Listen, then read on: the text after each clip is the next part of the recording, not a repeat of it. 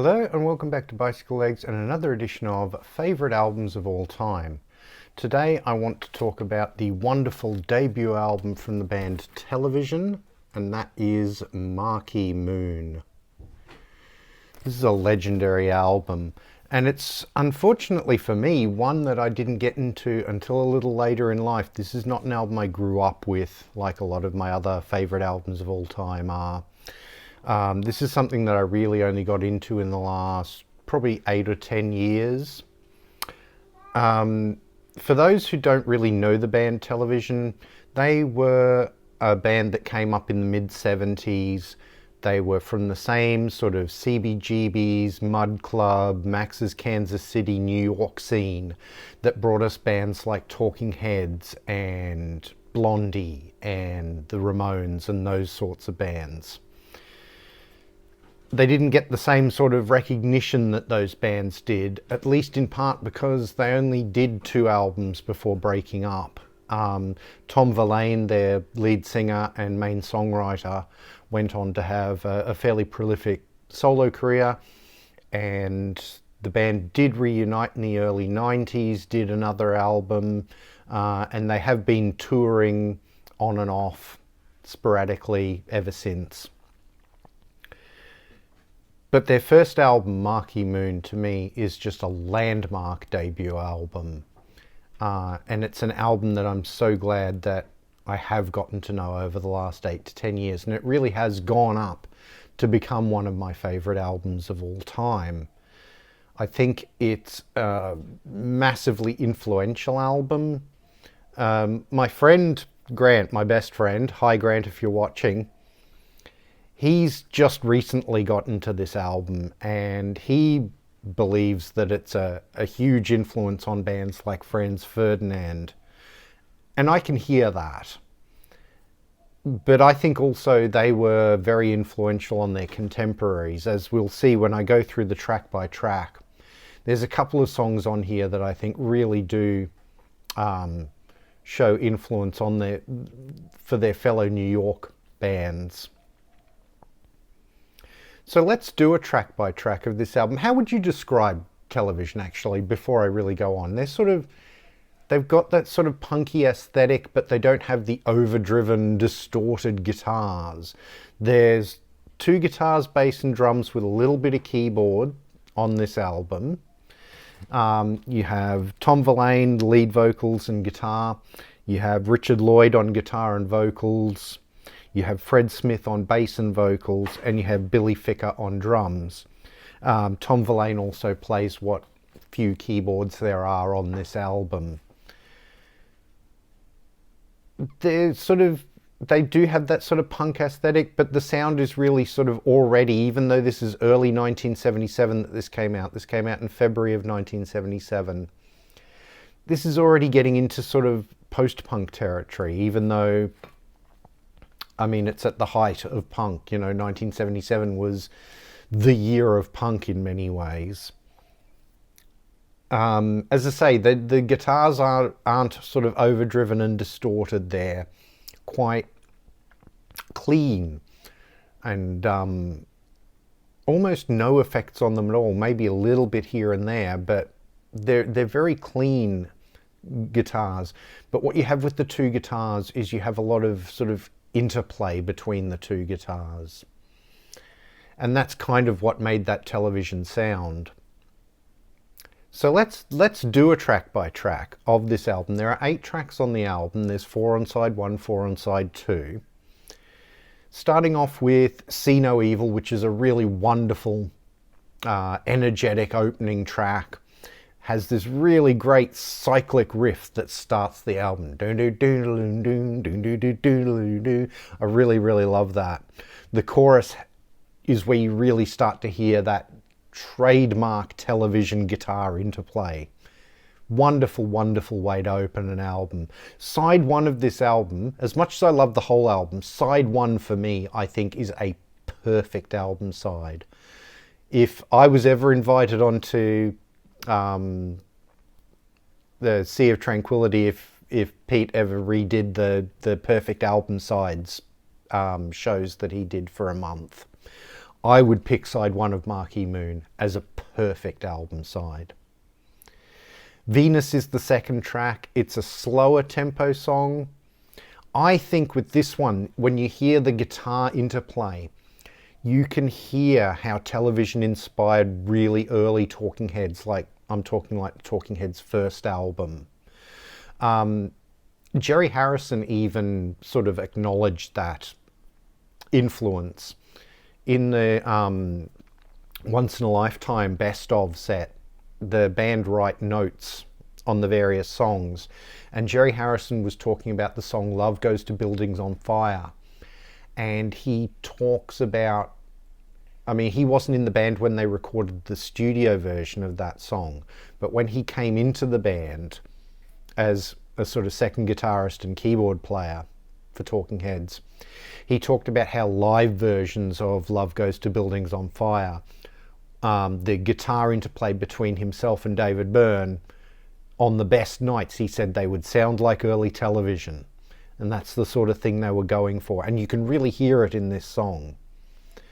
The solo on this song almost sounds like synth at the beginning. Maybe it is. I don't know if they're like, if one of the keyboards that Tom Verlaine played was synth, but it certainly goes into a wonderful sort of guitar solo.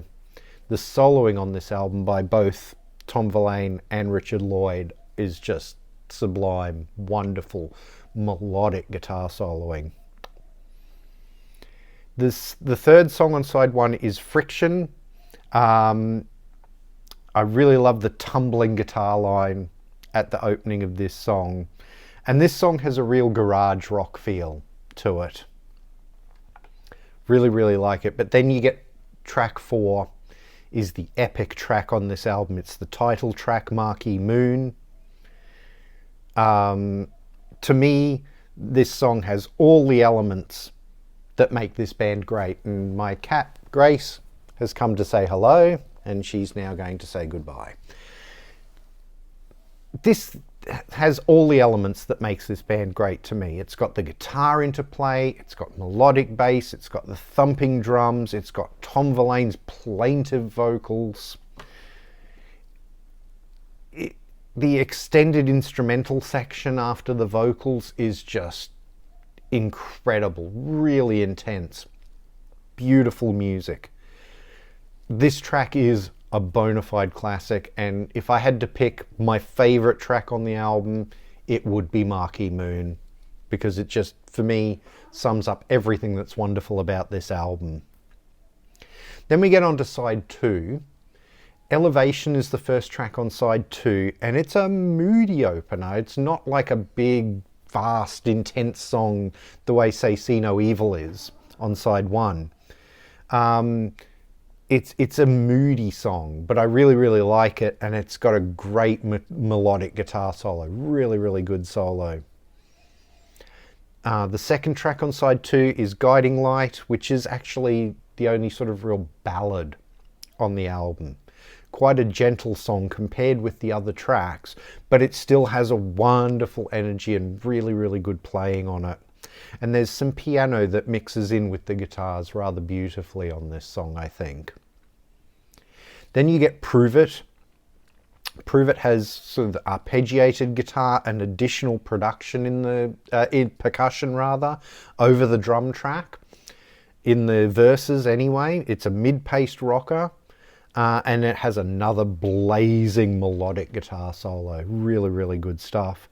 And then the album finishes out with Torn Curtain, which starts off with this really melodramatic extended drum roll, which introduces a melodramatic album closer. This song really has, I really don't know how else to describe it other than melodramatic. It really does have this sort of that feel to it. And again, I can hear the influence this song would have had over early Talking Heads. Play this album and then listen to Talking Heads 77, and I dare you not to hear the influence of Marquee Moon on that first album in particular, and a little bit on the second album as well. Again, the piano mixes in with the interweaving guitars on this song. It's a really great way to end the album. So that's Marquee Moon.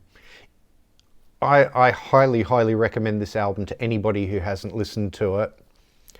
It's a really underrated, overlooked gem, I think, from that sort of mid-70s CBGB's scene in New York.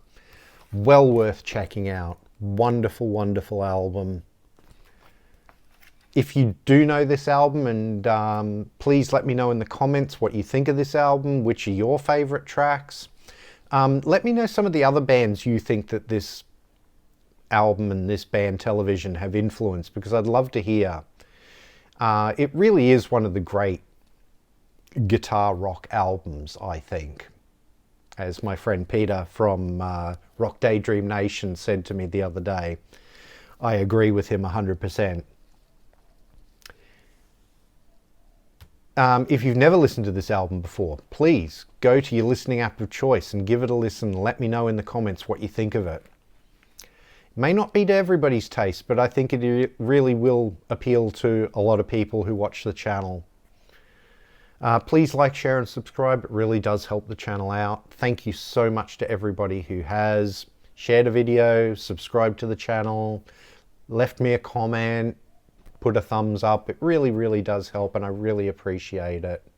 I try to read all the comments and give them all a heart, respond where I think they need to be responded to.